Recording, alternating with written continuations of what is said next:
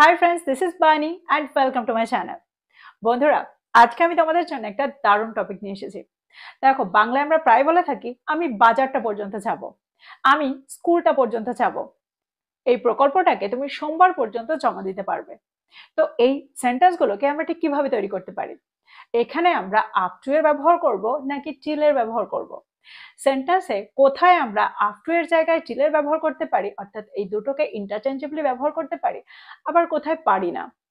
Up to এর প্রচুর ব্যবহার আছে, অর্থাৎ অনেক সেন্টেন্সে আমরা আপ টু কে ব্যবহার করতে দেখি। তো এখানে আমরা স্ট্রাকচার হিসেবে আপ টু কে কি করে ব্যবহার করছি, স্ট্রাকচার গুলোতে আমরা আপ টু কে ঠিক কোন অর্থে ব্যবহার করছি, আজকে আমরা সেই সমস্ত ব্যবহার দেখব আপ টু এর। তো আজকের ভিডিওটা কিন্তু প্রচন্ড ইম্পর্টেন্ট, প্রত্যেকটা ব্যবহারকে খুব মন দিয়ে দেখো। প্রত্যেকটা ব্যবহারের সাথে, প্রত্যেকটা স্ট্রাকচারের সাথে আমি এক্সাম্পল দিয়ে তোমাদেরকে বুঝিয়ে দেওয়ার চেষ্টা করব সেন্টেন্সে এগুলোকে আমরা ঠিক কোন অর্থে ব্যবহার করছি, কিভাবে ব্যবহার করছি। তো তোমরা কোথাও যাবে না, আমার সাথে ভিডিওটা একদম শেষ পর্যন্ত থাকবে।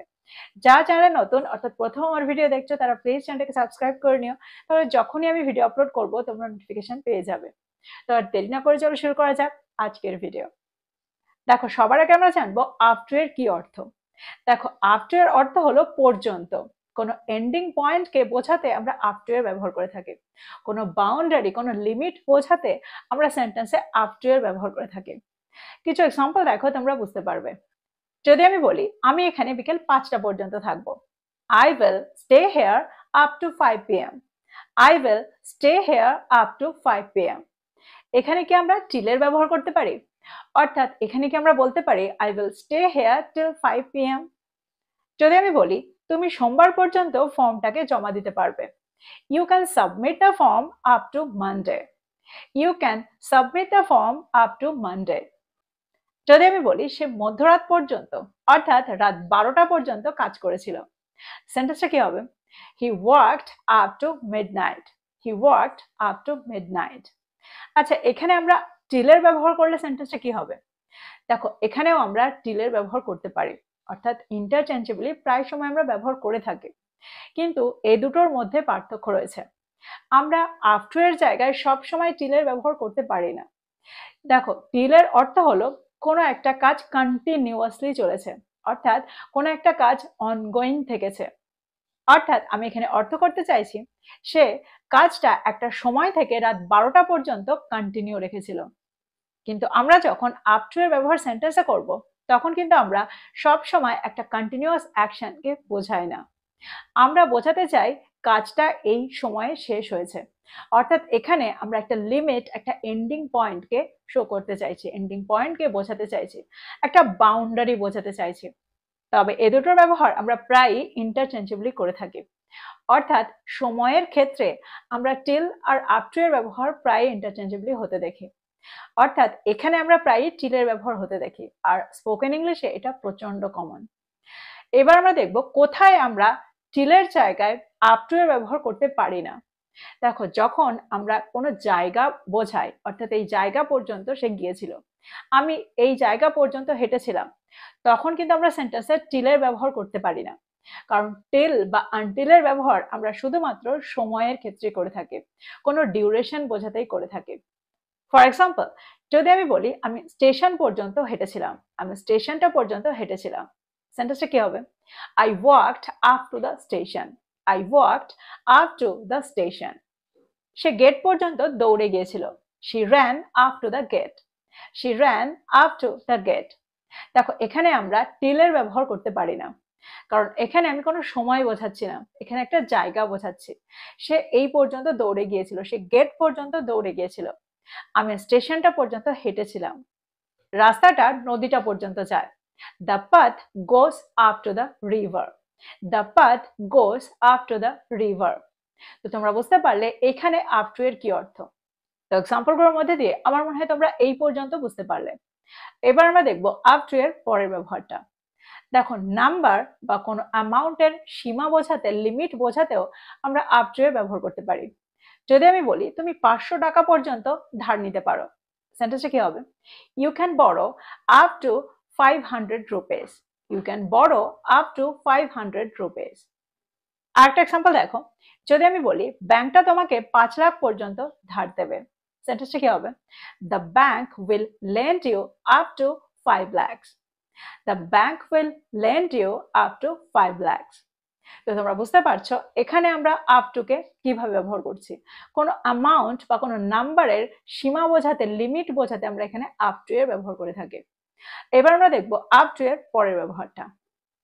তোমরা প্রায় সেন্টেন্সে up to the mark, not up to the mark, up to the standard, not up to the standard, এই স্ট্রাকচারগুলোর ব্যবহার হতে শুনবে।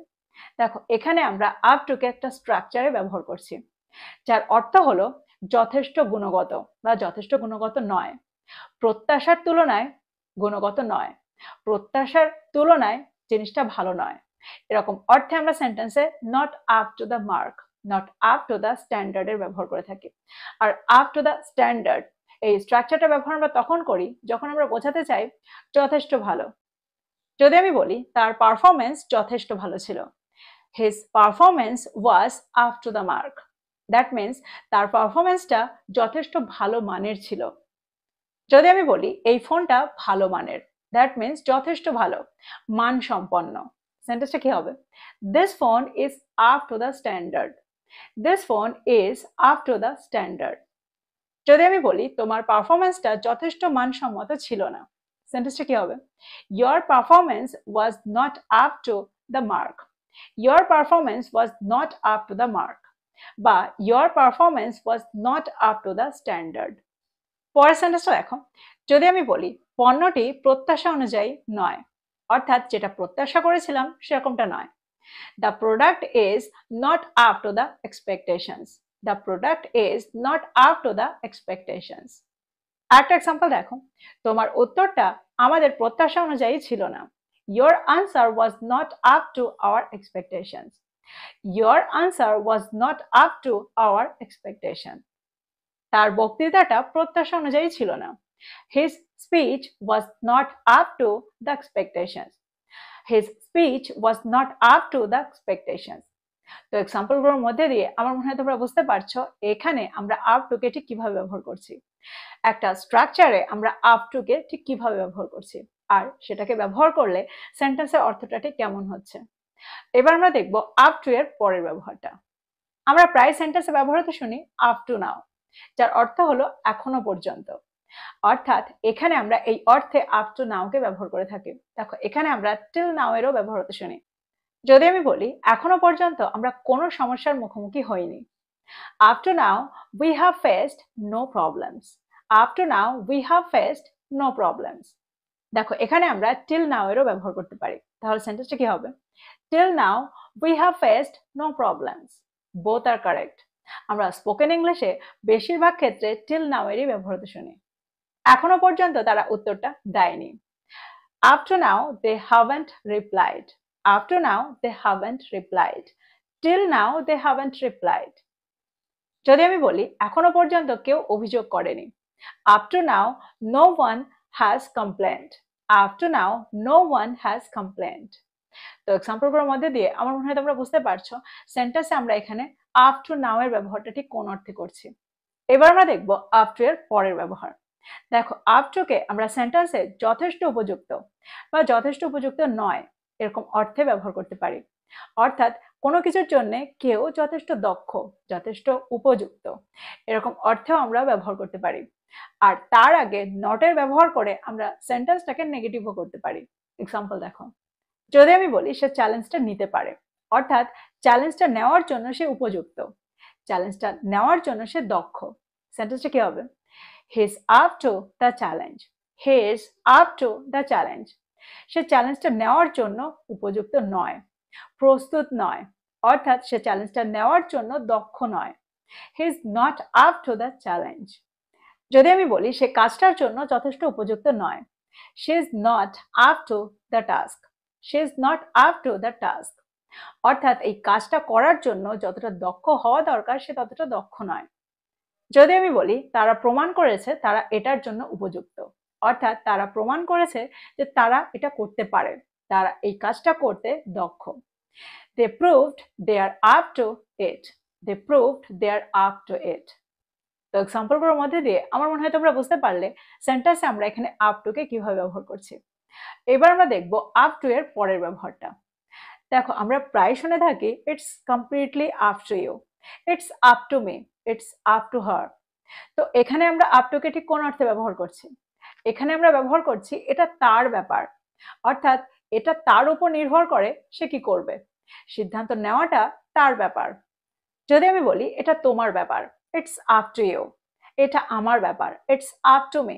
এটা তার ব্যাপার, it's up to her, it's up to him.